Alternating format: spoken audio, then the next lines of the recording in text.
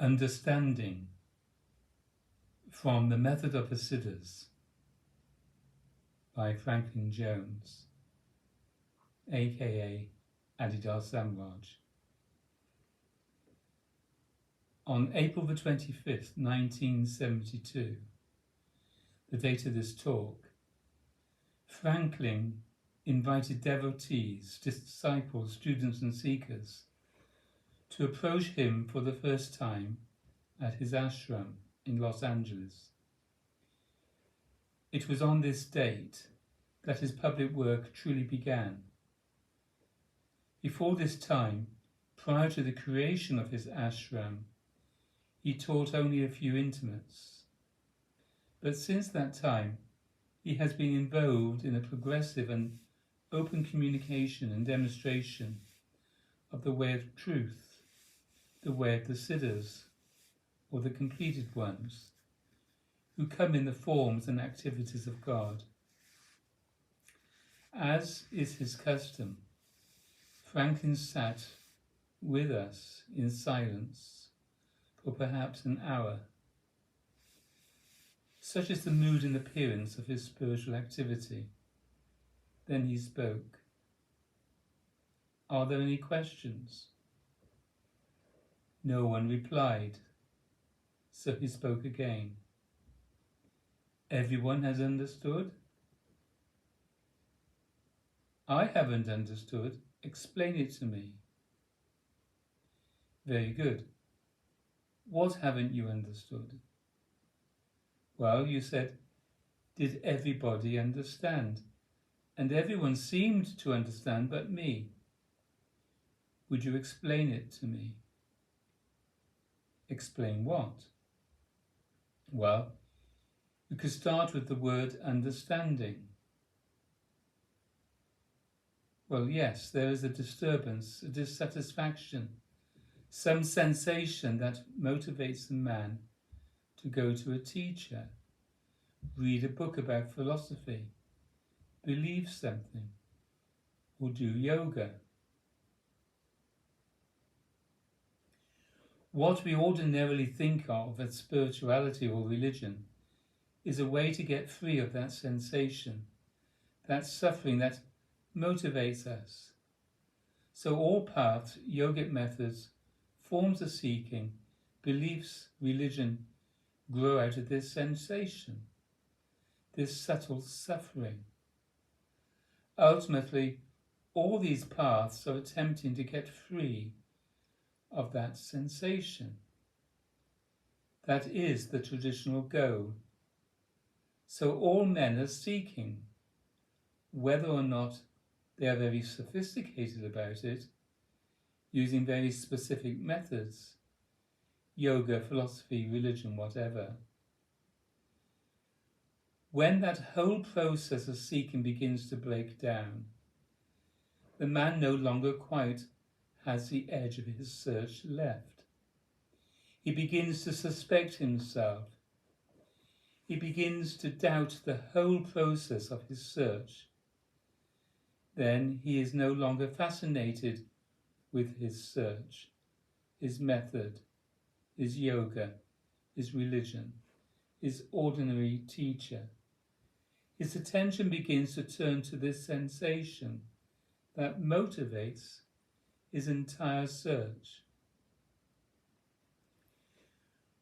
When a man begins to recognize, consciously to know again that subtle motivation, this is what I call understanding. When he begins to see again the subtle forms of his own action, which are his suffering, that recognition is understanding. When this becomes absolute, perfect, when there is utterly, absolutely no dilemma, no form in consciousness interpreting the nature of existence to the individual, when there is no contraction, no fundamental suffering, no thing prior to consciousness, this is what I call radical understanding. It is only enjoyment. The traditions call this enjoyment the self, the heart, God union, Satori, Nirvana, heaven. But it is simply consciousness. There is no thing prior to consciousness. We are not some piece of divinity seated inside the body that somehow must get released from the body and go back to its spiritual home and source. There is no such entity. The home and source is also the very nature of the entity, in inverted commas.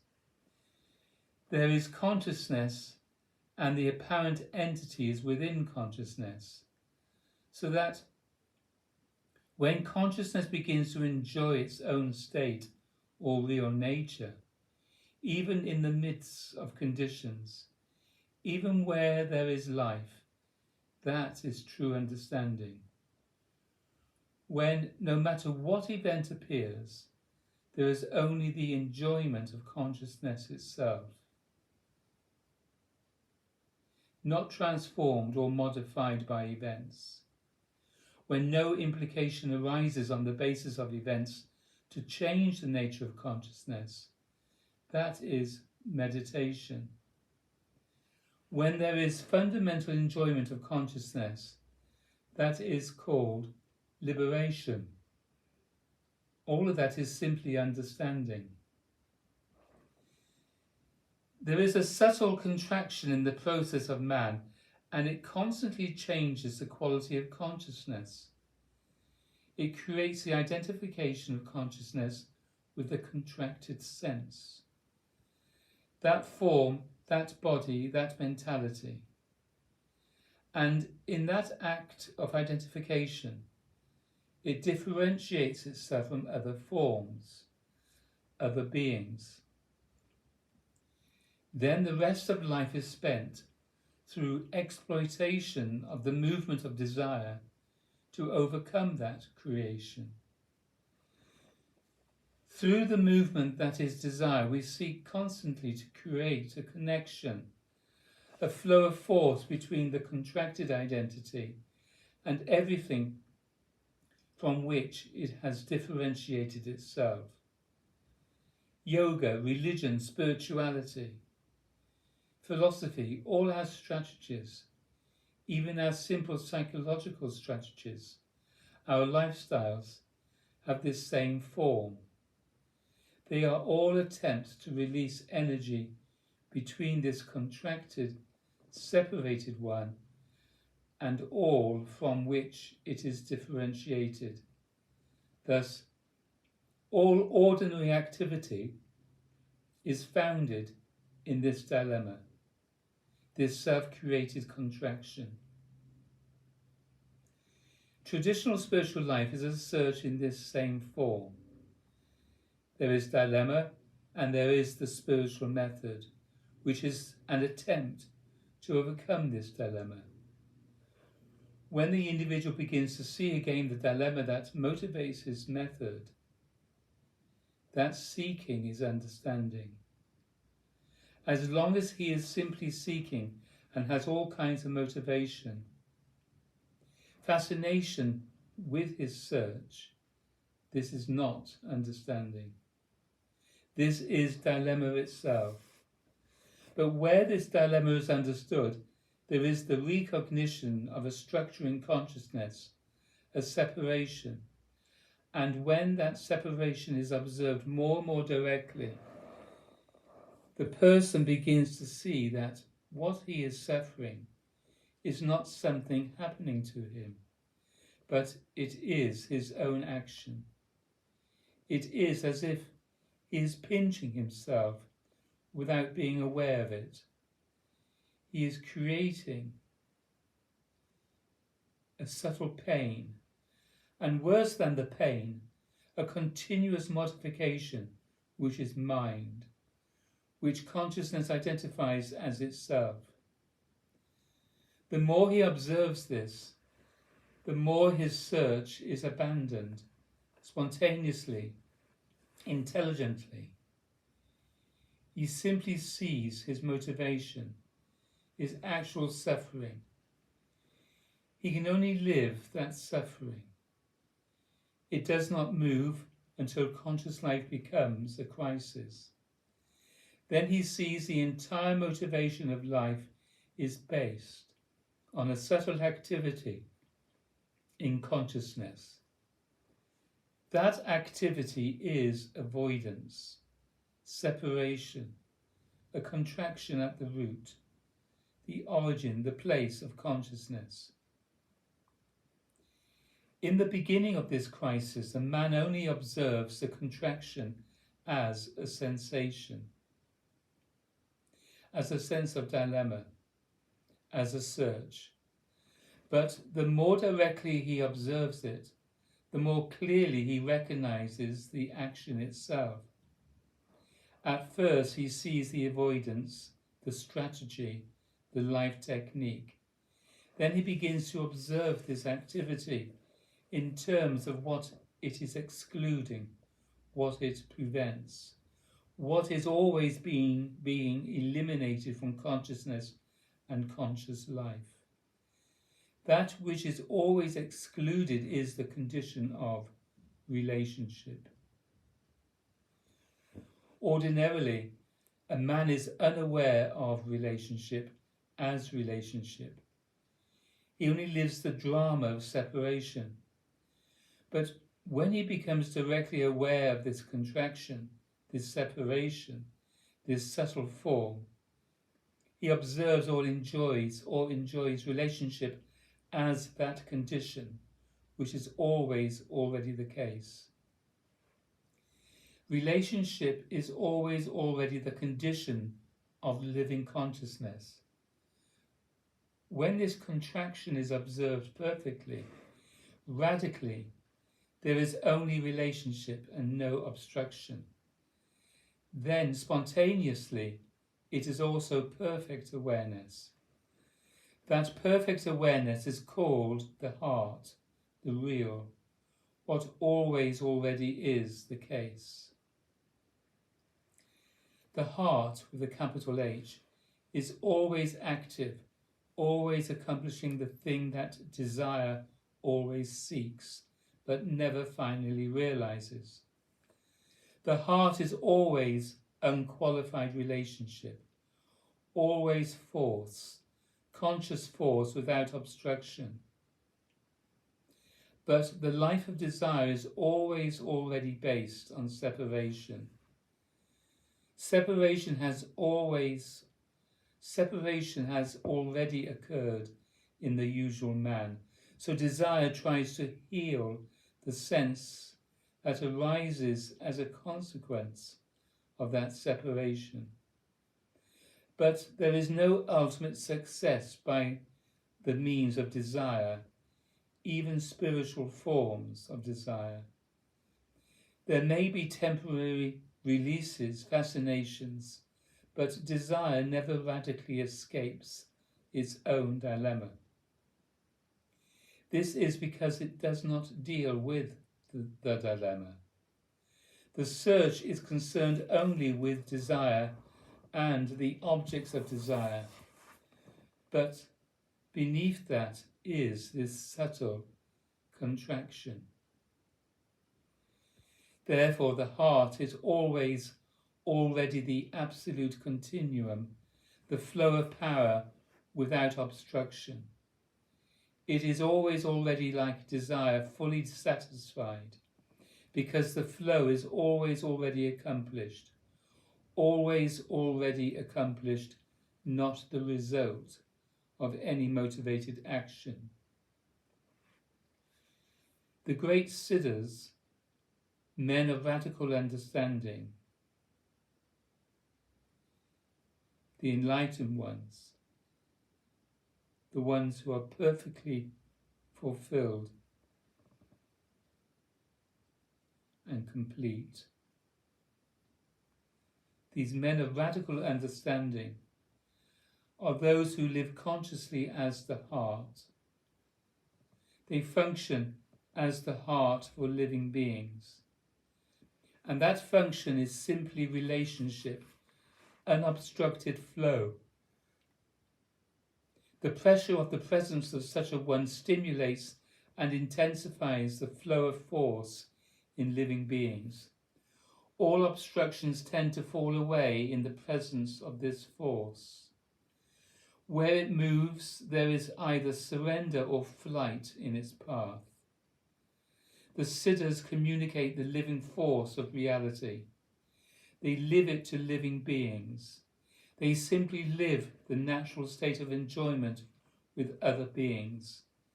And those who stay to live in friendship with the man of understanding, tend also to understand. Questioner: Franklin, I have to go, but I have one more question. You said the SIDDHA'S live as the heart. What about the mind? Do they live as the mind also? Franklin: What's that? Questioner: Do they live as the mind as well? It is connected with the heart. What mind? What mind? The mind that they exist in. There is only one mind. There is? Which? Of course their brains are functioning too, right? And? What is the point you are trying to make? Well, I asked you the question about the mind. Yes, but what mind? What mind? The brain? Yes, the brain. Ah, well, that is something very specific. You are talking about the brain, or the one mind? Well, there is only one mind, of course. Franklin: You're talking about the mind now and not about the brain? Well, I was asking you, what is the relationship between the two, between the mind, the brain and the heart? You are talking about the physical heart. Not necessarily. Well, which? You can answer whichever way you like. I do not have need for the answer. What specifically are you asking? Well, actually, you answered me because I wanted to see what you wanted to say. Franklin: No, that is not what you wanted to see. Don't play games. I am not here to entertain. All these little dramas you are playing have no place. I have no interest in them, and neither have you.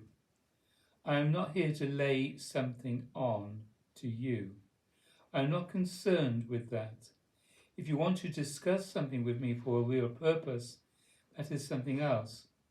But if you want to play at polemics and idle cleverness... Questioner: That's not what I want. No? No, well, that is what you want. Questioner: Do you think that is what I am trying to do? Yes. Why do you think that? What is all of that, pointing to his expression? What is what?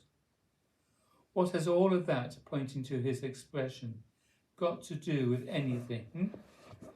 You are very upset. What are you upset about? Questioner: I'm not upset at all. Franklin: Yes, you are, my friend. To another: Does he look upset to you? Another person says: Yes, I recognize that. You know what that is? It is fear, stone-cold fear.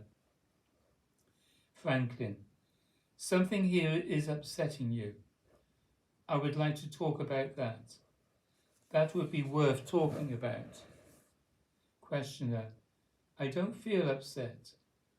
Franklin: You don't feel the least upset? Questioner: No. Franklin: Very good.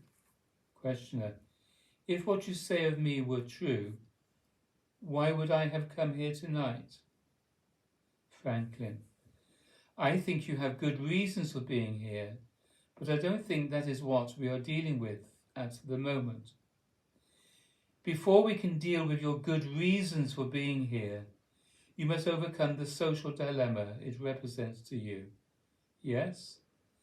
The whole spiritual life, or thinking associated with spiritual life, which you bring here, is perhaps somewhat threatened. Well, that is fine, but we have to get beyond simply being threatened by one another, and therefore we can get beyond that. It must be acknowledged.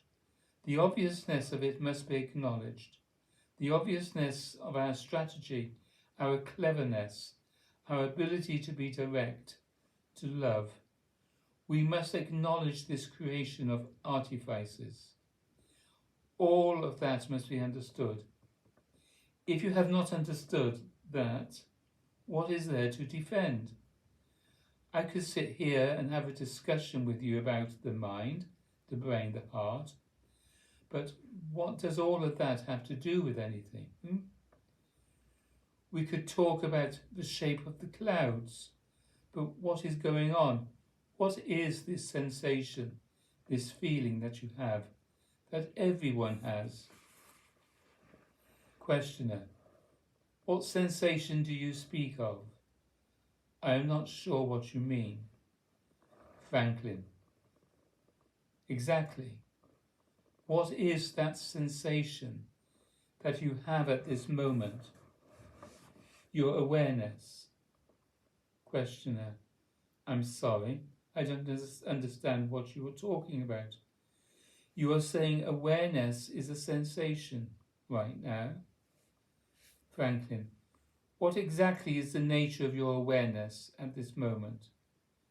Questioner: I don't know how to answer that, but I know it exists.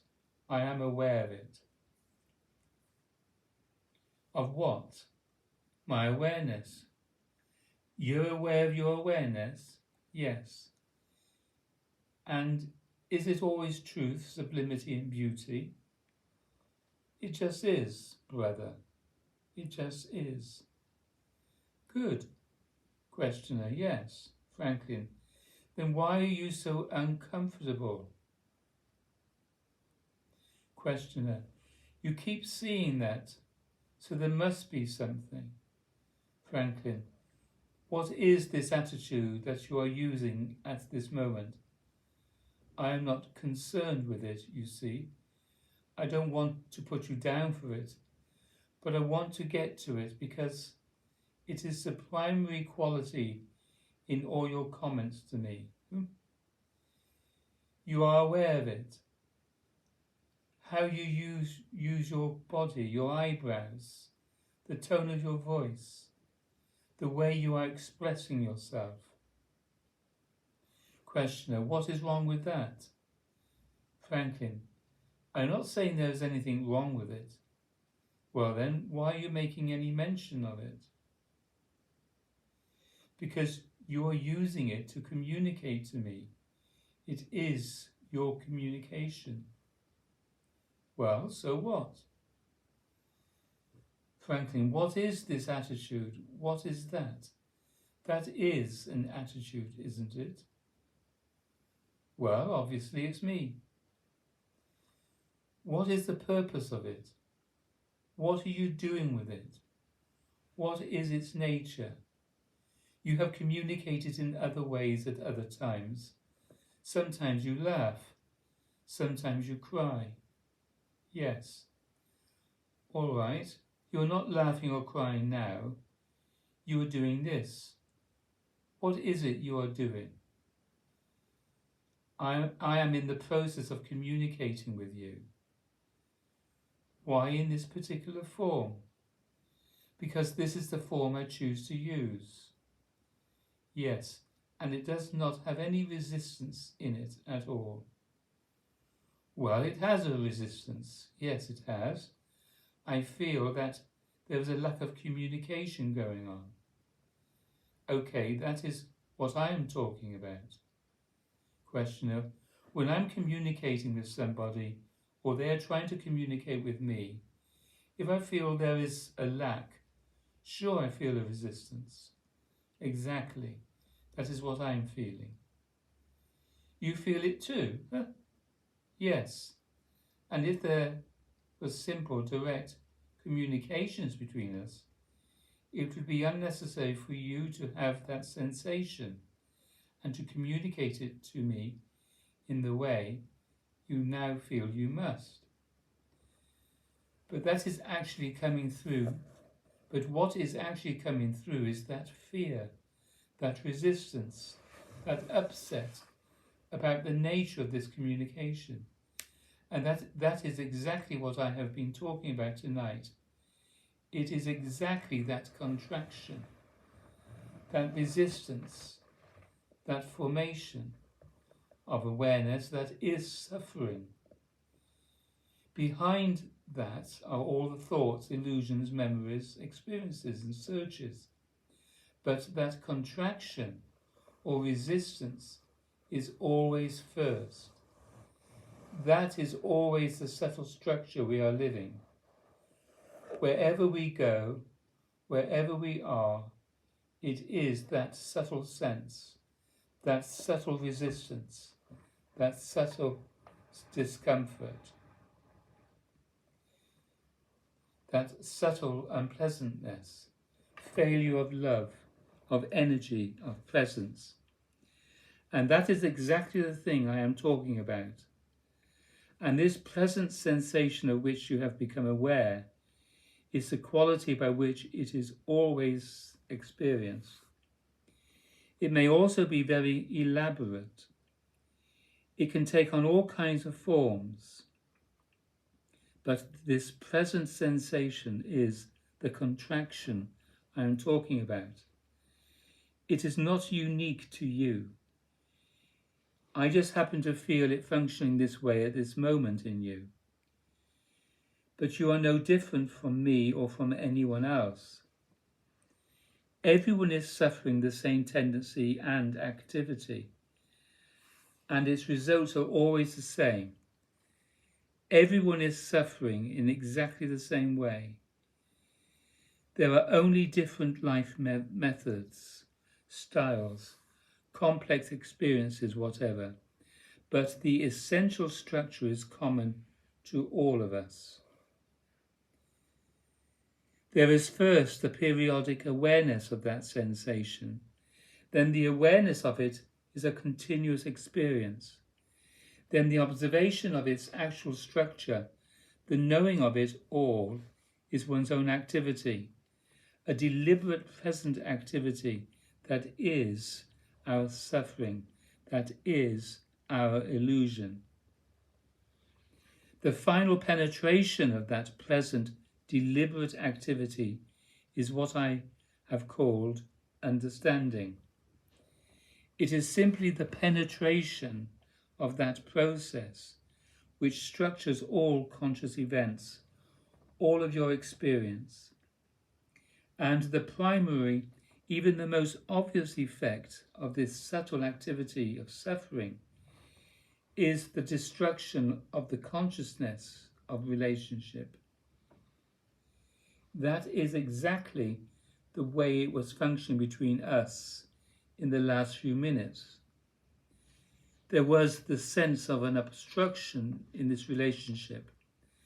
But when it is not there, when the contraction does not take place, when it is not meditated upon, when it is no longer a matter of concern, when there is simply this unobstructed path, there is no dilemma. Then there is no one superior to the other, no problem, no jealousy, no distinction. There is only enjoyment. And where life is constant as that enjoyment, there is the infinity of liberation, the cosmic consciousness of truth, the siddhi of the real. But it is always simply that basic enjoyment, that unobstructed, spontaneous moment-to-moment existence as relationship. It is what is called love. It is simply the force of the heart, the real, which is unobstructed, unqualified existence. When there is no resistance, no contraction, no separation, there is just this ease of pleasure in one another. And where there is that ease of pleasure, there is no problem. Give it the names if you like. It is simply our natural state. When I call the heart, what I call the heart is consciousness. It is called Atman, the very self or nature of the apparent individual. It is not a separate organ or a separate faculty. It is identical to what is called Brahman, the formless, absolute, omnipresent divine reality. It is very consciousness, absolute bliss, unqualified existence. It is intuition of unspeakable God. Anything secondary that we could call mind, body or brain, any function at all is contained within the heart, like an event in the universe. Within that universe is the appearance of living beings. Naturally, if you speak of the physical body or the psychophysical entity, there is the physical heart, the physical brain, and many other functions, physical ones and subtle ones. But all of these are contained in that perfect consciousness, that unobstructed nature, the heart. From this point of view, there is no dilemma in the appearance of things, no misunderstanding of it, no threat. All of this is a form of enjoyment. It is common for those who constantly live in the unobstructed.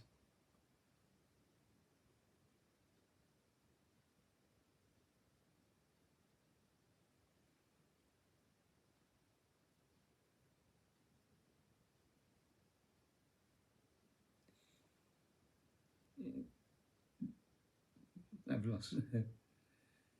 Naturally, if you speak of the physical body or the psychophysical entity, there is the physical heart, the physical brain, and many other functions, physical ones and subtle ones.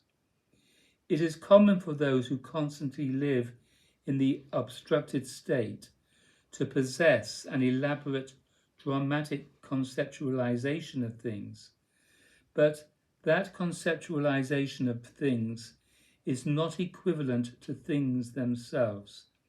It is simply a display of modifications of energy, subtle internal energy, your own functioning mind.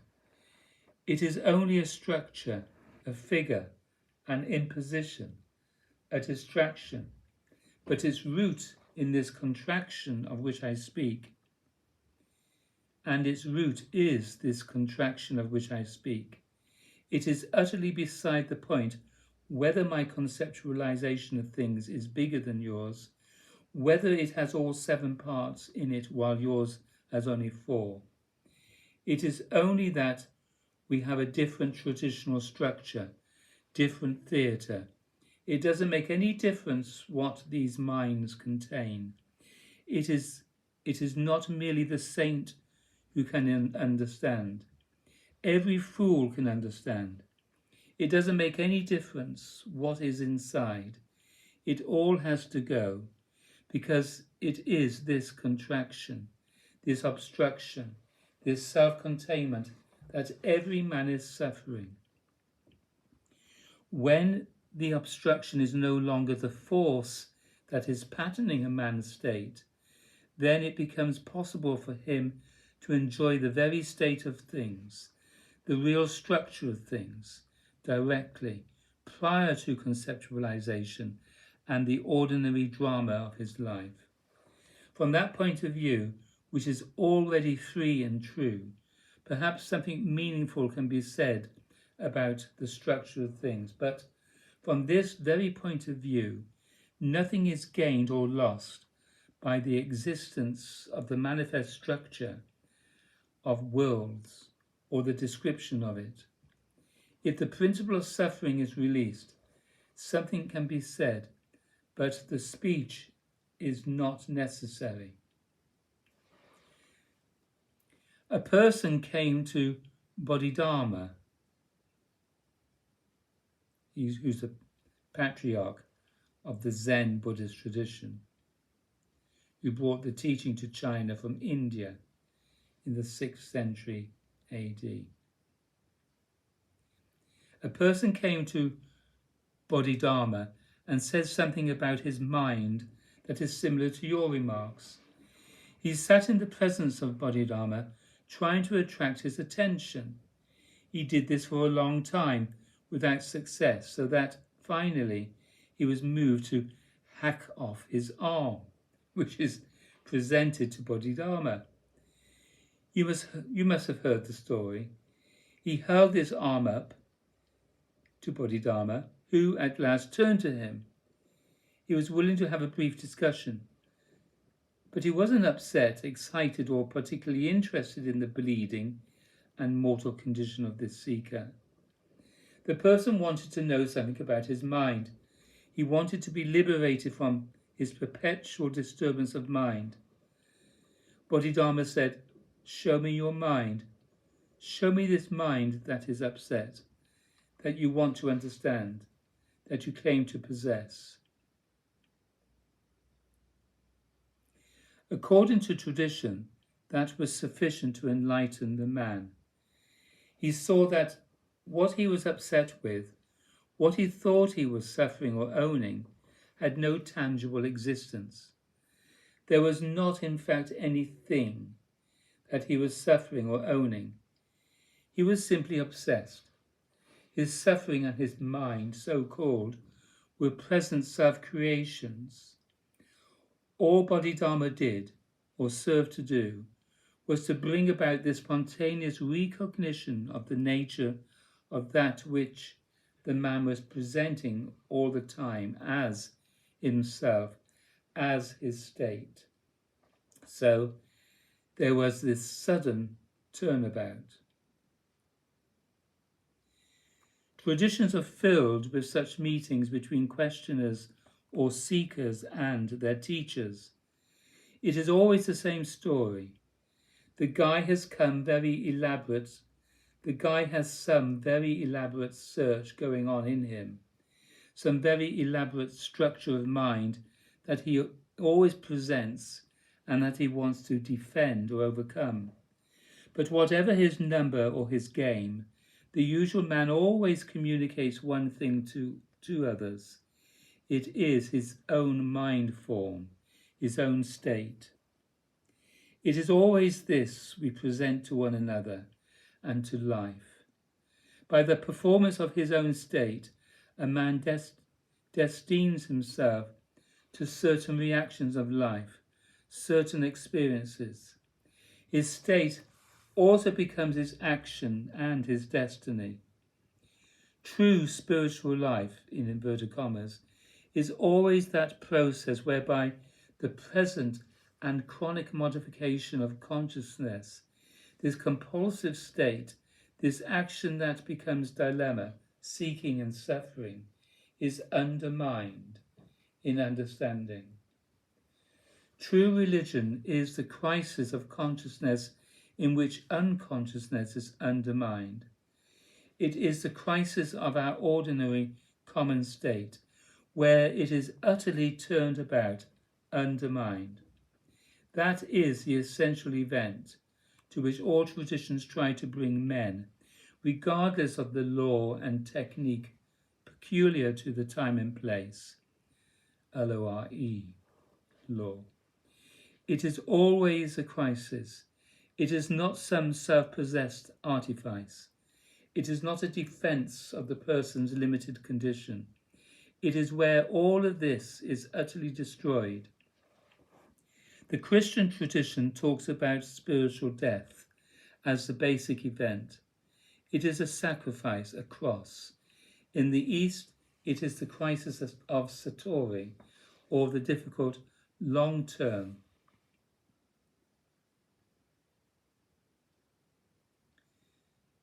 of sadhana, which is spiritual practice, or self-purifying action. but it is always the crisis, turnabout, obliteration of that form in which the person is helplessly alive. And if that has not taken place, there is no spirituality, but there is simply the same thing that always was, the same obsession with forms, the same suffering, this disability, dilemma, disappointment, or whatever emotional quality is manifest in the individual case. Then there is no defense left. When the bottom falls out, when there is nothing to stand on, that is liberation. As long as there is something left to defend, something with which to resist, as long as there is something still left to die, the same state persists, the same suffering, the same search. However, when it is all dead, when the greatly feared event has already occurred, then there is no longer the thread of seeking or the defense of its hidden dilemma. The kind of resistance we discussed in relation to the questioner who opened this discussion is exactly the thing that everyone brings to his teacher. The drama between the disciple and the teacher is always the hour-to-hour confrontation with that condition. It is not special in anyone's case. It is the very thing that creates the spiritual drama. It is the very thing that is dealt with throughout spiritual life in always more subtle forms. There is no particular enjoyment in it. There is no special humour in it or any special Jews that come across because you deal with this suffering and resistance.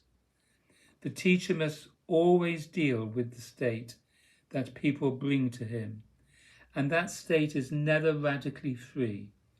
The new disciple is never a form of enjoyment. He is not blissful. He is not truth. The teacher must function with communicated obstructions consciously and deliberately.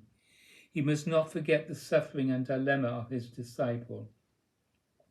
Therefore, he may not simply console and fascinate his disciple with promises, words, and smiling notions. He must constantly deal with the obstruction in his disciple until his disciple is no longer suffering that. But in order for him to no longer be suffering that, there must be a crisis, a difficult confrontation. And it is always absolutely difficult. Even between the teacher and the calmest, most apparently loving devotee, there is that obstruction. It is only on the surface, in the personal strategy, that the new disciple appears to be calm and loving. But he is also bound up with his suffering. Some appear to be very loving and capable of service. Others appear very resistive and angry. There is no distinction. It is just a difference of qualities, but essentially the same event is going on. The same thing is brought to the teacher in every case. The same thing has to be lived by the teacher in every case. Therefore, from the human point of view, there is no great privilege or pleasure in performing the teaching function for people. It is simply that the heart functions that way. Always spontaneously, it moves into relationship. It moves through the structures of consciousness. It flows through. It breaks down the obstructions. The heart is always already enjoyment. The person in whom the whole strategy has broken down looks like a plane of glass. There is no peculiarity about him, no resistance. That whole structure of force in which he lives is open. But when we meet the usual man, we immediately experience limitation to life that he will accept or demand in our relationship to him. And this tends to stimulate by reaction our own limitation. So everybody complains about how ordinary experience with people is unsatisfying. But when that contraction just opens a little, the force of delight and of love begins to flow, and the obstructions begin to break down, until finally the person is shattered. At last, the whole ordinary form of his existence is absolutely destroyed. He no longer lives from the point of view of his contraction and all of the assumptions about life that it requires. His own consciousness falls out of the usual form, and the point of view of consciousness in which he lives is that of the self, the heart, the radical intuition of reality, or God, all capitalized. He no longer contains the least trace of a separate self-sense. It doesn't even tend to arise, and yet the apparent functions of life remain. Those who live in genuine spiritual community have value for others who come into contact with them. They will only allow people to live as the heart, to function in relationships, since, with the force of the heart, they will not indulge a person's strategy. They will provoke the crisis of his suffering. At this point, the young man who had been questioning Franklin got up to leave. He had obviously left quite antagonistic toward Franklin. It was not clear why he felt it was necessary to assume a superior manner, but his contempt as well as his insecurity had been made plain to all. After he left, many of those present expressed their relief with laughter and criticism. But Franklin continued to remind them that the drama they had just witnessed was a kind of exaggerated version of the process that is enacted between the teacher and every one of his devotees. To be continued.